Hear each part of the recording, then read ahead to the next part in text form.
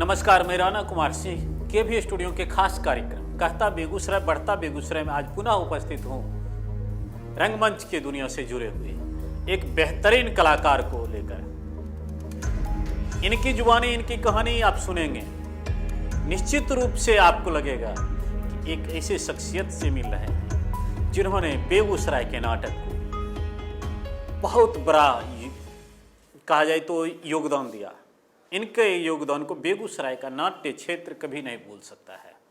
तो अपनी बातों को रखने के लिए अपने नाट्य जीवन से जुड़े हुए तमाम गतिविधियों को, घटनाओं को, कुछ खट्टे कुछ मीठे अंदाज को रखने के लिए उपस्थित हैं वरिष्ठ रंगकर्मी अरविंद कुमार सिन्हा जी। आप लोगों को चलिए मिलवाते हैं रंगकर्मी अरविंद कुमार सिन्हा जी से। तो हमारे बीच उपस्थित हैं रंगकर्मी अरविंद कुमार सिन्हा जी। अरविंद कुमार सिन्हा जी, हमारे केवी स्टूडियो में आपका हार्दिक स्वागत है। धन्यवाद।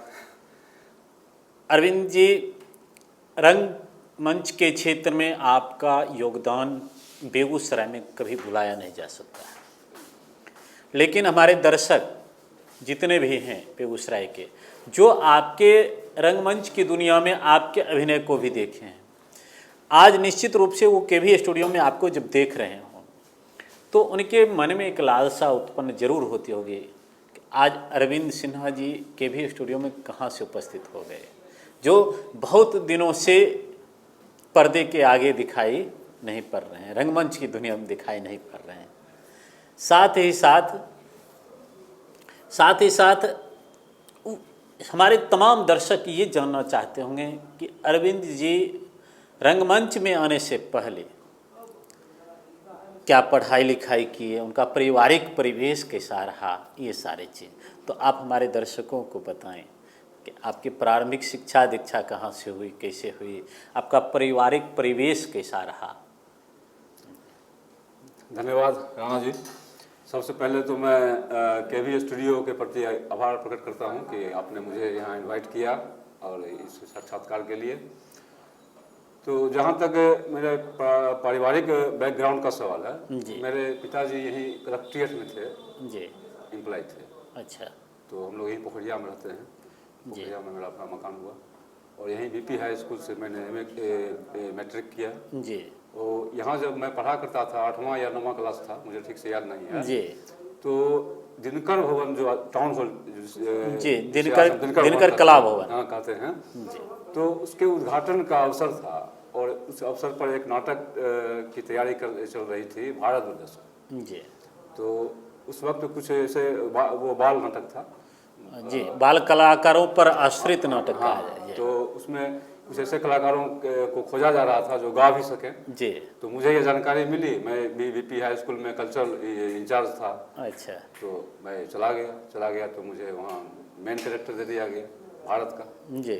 और वहीं से मेरे रंगमंच की शुरुआत हुई। हमको लगता है कि वो समय लगभग 78-79 का रहा होगा। मैं 13-14 साल का, 15 साल का था। लगभग 30-32 वर्ष पहले, 40 साल के लिए, 40 साल। एक कहा जाए तो आपने बेगूसराय के रंगमंच में लंबी लकीर खींच दी है, 40 वर्ष की। जुड़ा हुआ हूँ उस वक्त से, लंबी लकीर तो वही हुआ। अरविंद जी, बेगूसराय में नाटक में वो तो एक कहा जाए स्टूडेंट लाइफ था, थोड़ा मन किया नाटक खेलने, आप आ गए और नाटक खेलिए, संयोग बस आपको मुख्य किरदार भी मिल गया था। अब एक प्रश्न जो है कि पूर्ण रूप से एक रंगकर्मी के रूप में बेगूसराय के रंगमंच पर अरविंद जी कब आए? उस वक्त से मैं लगातार यहाँ थिएटर में एक्टिव रहा। उसी वक्त से? उस वक्त से। इसके बाद जीडी कॉलेज में एक नाटक हुआ था, वो प्रगतिशील लेखक संघ का राष्ट्रीय सम्मेलन था। अच्छा। तो उसमें एक मेडलिन नाटक हुआ था। तो मेडलिन में भी मैंने काम किया।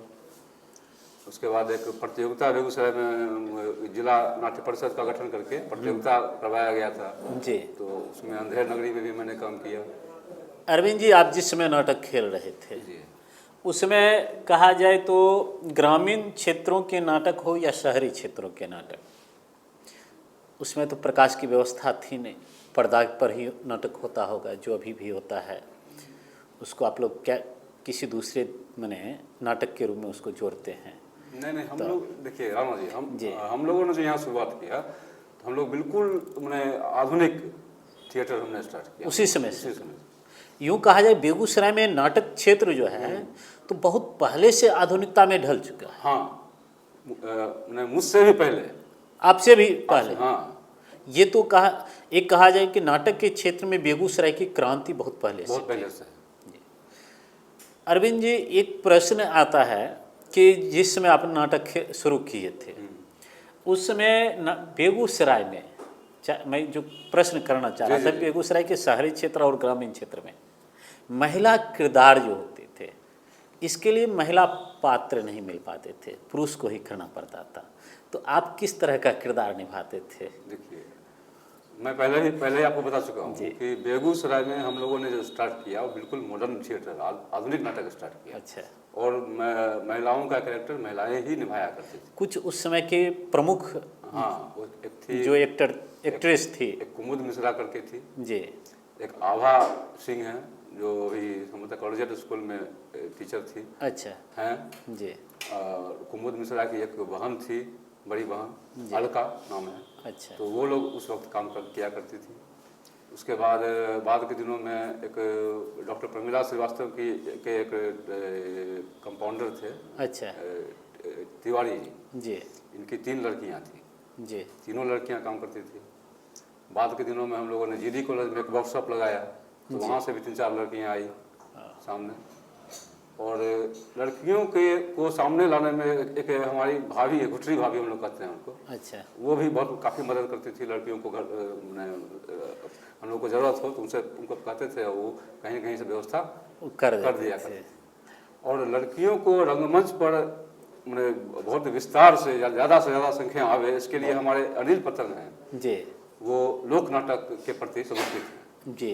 बेगूसराय में अगर नाट्य क्षेत्र में कहा जाए तो लोक नाट्य क्षेत्र, तो वो अनिल पतंग जी के इर्द गिर्द घूमता रहा। हाँ, वो अपने को कंसंट्रेट वहीं पर रखा उन्होंने जी। उन्होंने लगता है कि अपनी विधा को अलग चेंज कर हाँ दिया। हाँ बिल्कुल जी, उन्होंने जो भी नाटक काम किया, कार्यक्रम किया, वो फोक पर ही आधारित है। अच्छा, चाहे जड़ जटिन हो, सामा चकेवा हो, क्या कहते हैं डोमकच हो। अच्छा, उसका क्या कारण था जिसे हम लोग जो एक चिंतन करते हैं उसमें पता लगता है कि एक उनको जो वो अलग विधा चुना लोक नाटक का, उसका 2 हम लोग चुने। उसमें अब क्या है वो तो आप एक कलाकार हैं, बताएंगे। जी जी। एक मुझे ये लगा कि लोक नाटक जो है उसको लोग अधिक चॉइस से देखते हैं, एक ये। दूसरा कि एक अलग विधा चुन करके अलग पहचान दे दें बेगूसराय की या बिहार की। अब दोनों में कौन सा कारण रहा? दोनों कारण रहा। दोनों कारण। पतंग जी खुद भी लोक कलाकार हैं। अच्छा। उनका एक होता है ये, आप देखेंगे भगता नृत्य। अच्छा, हाँ, वो मुंह से आगर निकालते हैं, तो बहुत अच्छा वो करते हैं। अच्छा, वो खुद में अपने आप में लोक कलाकार है और इसलिए उन्होंने उसी चीज़ को लाते रहा किया। हाँ। और कई ऐसे नाटक बेगूसराय में हुए जो कहा जाए तो ऐतिहासिक नाटक, कभी उसको लोग जो देख लिए वो भूल नहीं सकते। नहीं। हाँ। क्या कभी आपको अनिल पतंग जी के निर्देशन में कार्य करने का अवसर प्राप्त हुआ था? जी नहीं, अनिल पतंग जी के साथ काम करने का अवसर मिला, लेकिन एज ए एक्टर जी, मैं काम नहीं कर पाया। उनके संस्था में मैं सेक्रेटरी रहा। अच्छा जी, नवतरंग 2-3 साल रहा और एज ए कॉपरेट होते रहा था, लेकिन एक्टिंग मैंने कभी कर नहीं पाया, संजोग है। वर्तमान दौर में जब अरविंद जी हम नाटक क्षेत्र में जाते हैं बेगूसराय में, तो अब कई संस्थाएं कार्य कर रही है और कई संस्थाओं के माध्यम से कहा जाए तो सैकड़ों युवा पीढ़ी जो नाटक क्षेत्र में अपना भविष्य निर्माण कर रहे हैं और संघर्षशील हैं बेगूसराय के नाटक को मॉडर्न बनाने में, जितना अत्याधुनिक हो करने में लगे हुए हैं, सभी लगे हुए हैं। लेकिन दुख इस बात का भी साथ ही साथ होता है कि हम परंपरागत नाटक को, लोक नाटक को भी भूल रहे हैं। इसके लिए क्या करना होगा? देखिए, लोक नाटक को हम लोग भूल नहीं रहे हैं। मैंने एक नाटक किया था बकरी, जी। वो 1986 के समय का था। अच्छा।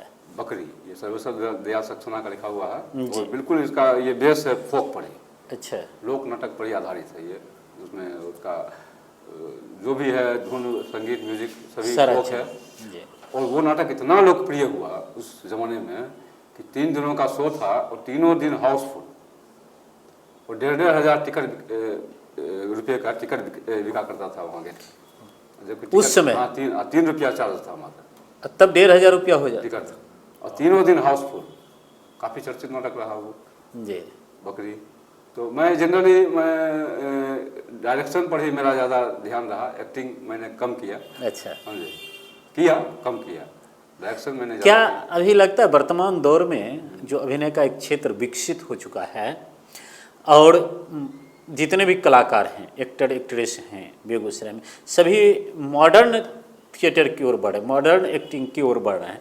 ऐसे में अगर अरविंद कुमार जी या अनिल पतंग जी पुनः एक बार लोक नाटक करें तो उसके लिए दर्शक मिल पाएंगे या एक्टर उस रूप में खुद को ढाल पाएंगे बेगूसराय बिल्कुल में? बिल्कुल, लोक नाटक में खासियत है, वो बहुत मधुर होता है जी। और लोगों के दिल से सटा होता है, वो खुद ब खुद लोकप्रिय हो जाता है। अच्छा। लोक नाटक कहीं भी हो और आप बैठ जाएंगे तो आप बीच से उठेंगे नहीं, कितना ना मधुर धुन उसका होता है, इतना क्यों ना एक क्रांति अरविंद कुमार जी के द्वारा इसके लिए लाई जाए बेगूसराय में? बिल्कुल प्रयास रहेगा आप लोगों का सहयोग रहेगा तो करूँगा।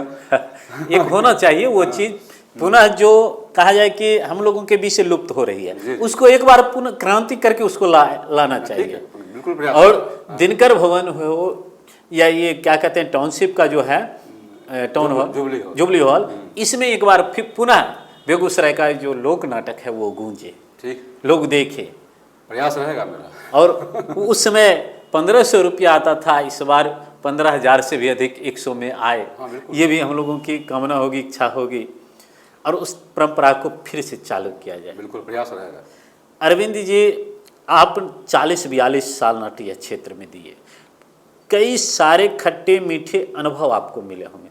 कुछ ऐसे अनुभव हमारे दर्शकों से शेयर करें आप, जो आपको लगा होगा कि यहाँ से नाट्य क्षेत्र को छोड़ दें, लेकिन फिर जब उस पर आप चिंतन किए होंगे तो लगा होगा नहीं, ये ठोकर लगने के बाद मैं छोड़ देता हूँ अगर नाट्य क्षेत्र को, तो फ्यूचर में मेरा नाम नाट्य क्षेत्र से खत्म हो जाएगा, इसलिए पुनः उसको पॉजिटिव रूप में आप लेकर के कार्य करना शुरू कर दिए। देखिए, जैसा आप बता रहे हैं, इस तरह का की परिस्थिति कई बार आई है। अच्छा। कि नाटक छोड़ दिया जाए जी। लेकिन चूंकि इतना मैं काम किया हुआ है उसमें कि कोई ना कोई पकड़ लेते हैं। हम चाहते हैं घर में पैक रहे अपना, फील्ड में ना जाए, कोई ना कोई आ जाएंगे, चलिए भैया ये ले लेते। हाँ, तो खुद ब खुद जुड़ा हो जाता है फिर। अच्छा, एक एक्टर के रूप में आपको सबसे पसंदीदा किरदार क्या था? भारत दुर्दशा, मैंने भारत का रोल किया था, और एक सवा सर गेहूँ था। तो हमारे यहाँ के स्पीच थे गुप्तेश्वर पांडे जी जी जी। तो ये 90 और 95 के बीच, हाँ 95 का, 95 में ही जी। तो 96 में लगभग उनके गांव में, गुप्तेश्वर पांडे के गांव में एक पुल का शिलान्यास था। अच्छा। उनका गांव बहुत इंटीरियर था। हाँ हाँ, वो उच्च गाँव था बक्सर में। हाँ, बक्सर से जाने में आधा घंटा लगता था, खेत जाना पड़ता था। तो पुल का शिलान्यास था, एक नदी थी छोटी सी, तो उन्होंने हम लोगों से रिक्वेस्ट किया कि चलिए एक नाटक वहाँ एक प्रोग्राम कर दीजिए। जी, बेगूसराय का कलाकार बक्सर में जाकर एक अपनी छाप को छोड़कर आए, कर दीजिए, वहाँ मिनिस्टर लोग आ रहे हैं शिलान्यास करने के लिए जी। तो उस अवसर पर लोग गए थे वहाँ पर, और अच्छा कार्यक्रम रहा काफ़ी। अच्छा। साथ में गए, साथ में आए, एक रात रुके उनके घर पे। बहुत बढ़िया रहा। चलिए, उसमें मैं पंडित की भूमिका में कर रहा था, मेन विलन जो है नाटक का वो मैं ही कर रहा था। अच्छा, प्रकाश जी भी मैंने चर्चा किया था, वो भी शंकर में। जी। अरविंद जी, जितने भी नवोदित कलाकार बेगूसराय में हैं जो अपना फ्यूचर रंगमंच के क्षेत्र में खोज रहे हैं, लगे हुए दिन रात, कई संस्थाएं जो हैं हमारे यहाँ उनके माध्यम से, उनके लिए अरविंद कुमार सिन्हा जी का जो यह 40-42 वर्षों का अनुभव है, उसके आधार पर क्या संदेश होगा? देखिए, हम लोगों के ज़माने में फ्यूचर नहीं था जी। थिएटर में बिल्कुल फ्यूचर नहीं था। फ्यूचर यही था कि आप मुंबई चले जाइए, मुंबई में अपना संघर्ष कीजिए जी। लक्ष्य साथ दिया, भाग्य साथ दिया तो चले गए, तो फिर मंगा हो गए घर चले जाइए जी। तो हमारे समय में वही था। लेकिन अभी के समय में काफ़ी स्कोप है, अभी के दौर में। हाँ, अच्छा। आप देखिए कि लगभग 400-500 चैनल हर रोज कोई न कोई सीरियल जी। टेलीफिल्म बन रहा है। भारत सरकार ने भी CBSE में +2 तक जी। ड्रामा को अनिवार्य कर दिया। अब ये नई शिक्षा नीति में हर सिलेबस में आ गया। हाँ, ड्रामा को अनिवार्य कर दिया। जी, बिल्कुल। तो आप टीचर का भी आपको स्कोप मिल रहा है। जी। तो इसके अलावा आप अपना संस्था बना करके भारत सरकार का बहुत सारी योजनाएं हैं, सैलरी ग्रांट, प्रोडक्शन ग्रांट, इसमें भी आप अपना काम कर ले सकते हैं, कर सकते हैं। तो स्कोप है, अभी के समय में काफ़ी स्कोप। अरविंद जी, जीवन के खट्टे मीठे अनुभव के आधार पर जी। कुछ कसक एक अभिनेता के रूप में, एक डायरेक्टर के रूप में आपको बचा हो, जिसे भविष्य में आप पूरा करना चाहेंगे? कसक क्या, मैं तो चाहता हूँ इसी तरह से एक्टिव रहूँ और बेगूसराय रंगमंच की सेवा करता रहूँ, बिहार रंगमंच की सेवा करता रहूँ। मैंने तो पिछले साल भी पटना में इप्टा का था ये प्लेटिनम जुबली जी। मैं यहाँ से नाटक लेके गया हुआ था, वो मैंने किया, नेशनल फेस्टिवल था जी। मैंने वहाँ किया हवाड़ों को। आपको याद होगा एक बेगूसराय एसपी थे मनोज कुमार। जी। जी। तो एक अभी उसके बाद मुजफ्फरपुर में वो रहे थे, फिर सुपौल गए। जी। तो उन्होंने मुझे बुलाया और रिक्वेस्ट किया कि एक नाटक हम चाहते हैं पुलिस डिपार्टमेंट की तरफ से हो जी 15 अगस्त के अवसर पर। अच्छा। तो मैंने उनसे पूछा कि आप क्या क्या चाहते हैं, नाटक में क्या करना चाहते हैं। नहीं, पुलिस का जो प्रॉब्लम है, समस्या है, तो उसको साथ साथ आप ये करें, जन जागरण के लिए दिखाने का। जी। जनता पब्लिक में जो पुलिस और पब्लिक में जो मैंने क्या कहते हैं वैचारिक मतभेद रहता है, वैचारिक दूरी रहती है, तो उसको भी नज़दीक हो और पुलिस के क्या क्या समस्याएं हैं वो भी आप सामने लाएं। तो स्क्रिप्ट तो कुछ था नहीं, तो हम लोगों ने पुलिस लाइन में जाकर उन्हीं के कलाकार, पुलिस, महिला पुलिस, जेंट्स पुलिस सबको जोड़ करके एक नाटक तैयार किया, ड्यूटी। अच्छा। लगभग आधे घंटे का था, काफ़ी सफल रहा वो, इम्प्रोवाइज बिल्कुल था वो, लिखते गए, कराते गए, लिखते गए, कराते गए, और डेली बाय डेली लगभग 15 दिन लगा, काफ़ी सफल नाटक रहा वो। ये साहित्य के क्षेत्र में जी जब मंच पर जाने का काम होता है जी और उस समय कवि के कलम से कुछ पंक्तियां निकल जाती है, ऐसे कवि को आंसू कवि कहा जाता है। और नाट्य क्षेत्र में शायद आप आंसू नाट्यकार थे। संजोग है, क्योंकि इम्प्रोवाइज करना था, कोई स्क्रिप्ट था नहीं जी। तो ये करो वो करो, बाद में लिखते चले गए। अरविंद जी, हमारे केवी स्टूडियो का जो ये परिवार है, जिसके संस्थापक हमारे डॉक्टर रोशन कुमार जी हैं, आप जानते ही हैं कि वर्तमान दौर में चिकित्सा जगत से किसी को फुर्सत मिलती नहीं है, जो बात है, और खुद भी कई विभागों को देखते हैं। ऐसे स्थिति में ये इस केवी स्टूडियो को स्थापित करके हर क्षेत्र के लोगों को बुलाकर उनको एक नया मंच देना, उनके बारे में, उनके खट्टे मीठे अनुभव को, उनके आपबीती को, उनके उपलब्धि को लोगों के बीच पहुंचाना, जो ये एक उनका प्रयास है, इसके बारे में आप क्या कहेंगे? मुझे तो लगता है कि डॉक्टर साहब, डॉक्टर रोशन कुमार, डॉक्टर कम हैं और समाज सेवी ज़्यादा है, समझे जी। डॉक्टरी पेशा भी तो समाज सेवा का ही पेशा है। जी जी। लेकिन इसके अलावे जो उन्होंने अपना क्षेत्र चुना, स्टूडियो बनाओ, इंटरव्यू लो, ये लो, वो लो, ये करो, वो करो, तो निश्चित रूप से वो सामाजिक व्यक्ति हैं, समझे।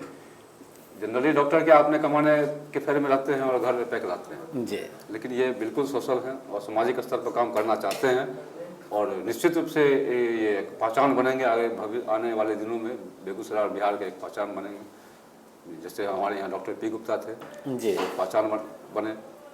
जी बिल्कुल।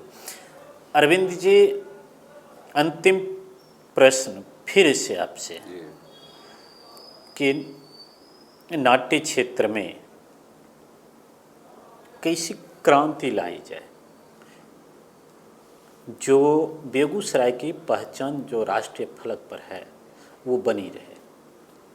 देखिए इधर लगभग 2 वर्षों से केंद्र सरकार ने जो एक फंड हुआ करता था जी, कलाकारों का इंडिविजुअल फंड जी, उसको बंद कर दिया है केंद्र सरकार ने। अच्छा।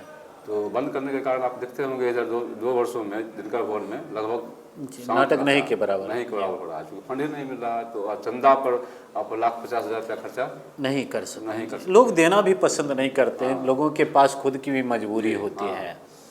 और मुझे लगता है कि सरकार पर अगर आश्रित हम लोग रहेंगे तो फिर यही हाल होगा। हम लोग जैसे पहले किया करते थे जन सहयोग से, जनता के बीच जा करके हम उसी रास्ते को पकड़ें।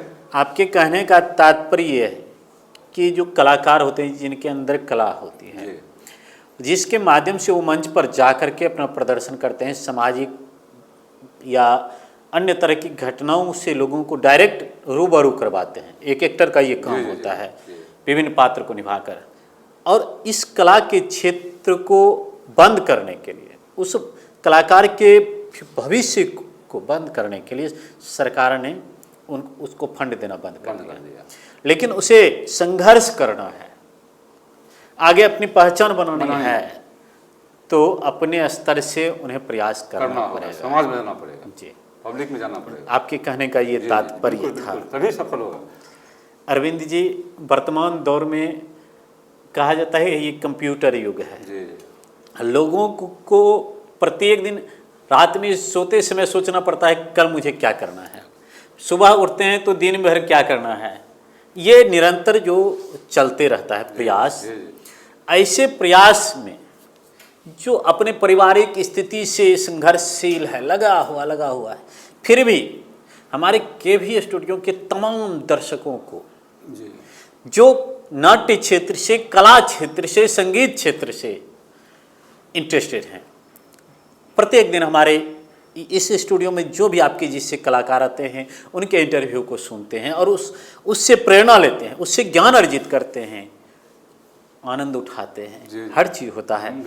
तो तमाम हमारे केवी स्टूडियो के जो स्टार्स और बेगूसराय के जितने भी दर्शक हैं, सबों के लिए जो आपने कम समय में अपने साक्षात्कार के माध्यम से संदेश दिया, और निश्चित रूप से ये सभी लोग उससे लाभान्वित होंगे। तो इस पुनीत कार्य के, हम तो इसको पुनीत कार्य कहेंगे, इस पुनीत कार्य के लिए हम केवी स्टूडियो परिवार आपका हार्दिक आभार व्यक्त करते हैं। धन्यवाद, आपको भी बहुत बहुत धन्यवाद कि आपने मुझे यहाँ बुला करके कुछ बोलने का अवसर दिया, कुछ कहने का अवसर दिया, और ये आपका कारोबार इसी तरह से आगे बढ़ता रहे और आप लोगों का सहयोग और समर्थन मिलता रहे, तमाम दर्शकों का समर्थन मिलता रहे। निश्चित रूप से हमारा केवी स्टूडियो परिवार, डॉक्टर रोशन कुमार सर का जो ये फेसबुक पेज है, जिससे दिनों दिन अनगिनत संख्या में लोग जुड़ रहे हैं और हमारे यहाँ जो भी गेस्ट आते हैं उनके इंटरव्यू को सुनकर लाभ उठाते हैं। हमारा जो यूट्यूब चैनल है स्टार्स ऑफ बेगूसराय, उसके अनगिनत संख्या में लोग बढ़ रहे हैं, निरंतर बढ़ रहे हैं। ये कल्पना से परे, हम लोग सोच नहीं रहे थे कि इतने तेजी में हमारे प्रशंसक होंगे, शुभचिंतक होंगे जो हमारे चैनल से जुड़ेंगे और लोगों की बातों को गहराई से सुनेंगे। ये हम लोग की कल्पना नहीं थी, लेकिन ऐसा रिस्पांस बेगूसराय में हम लोगों को मिल रहा है। काफ़ी रिस्पांस मिल रहा है जी। तो अपना बहुमूल्य समय दिए, निश्चित रूप से ये प्रेरणाप्रद है। धन्यवाद।